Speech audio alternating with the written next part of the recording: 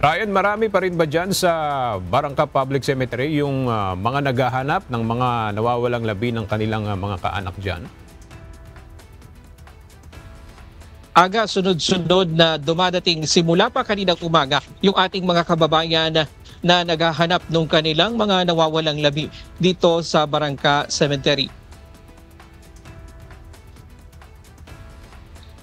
May galing pa ng Rizal at Quezon City na plano sanang ilipat na ng lugar ang libigan ng kanilang mga kaanak. Ang problema, hindi na nila mahanap ang mga labi. Ang iba mula pa noong 2023 nawawala ang labi ng kanilang mga kaanak pero hanggang ngayon hindi pa nila ito natatagpuan. Matatandaang noong nakaraang taon naging issue ang exhumation ng pamunuan ng sementeryo sa mga labi ng matagal ng nakalibing subalit wala silang abiso sa mga kaanak ng mga nakalibing. Kaya ang pamahalaang panglungsod ng Marikina pinalitan ng pamamahala sa sementeryo.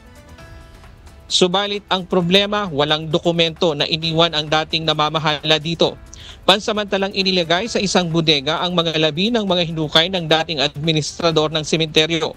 Nakalagay ito sa mga sako na may code number pero dahil walang listahan, hindi na matukoy ang pagkakakilanlan ng mga buto.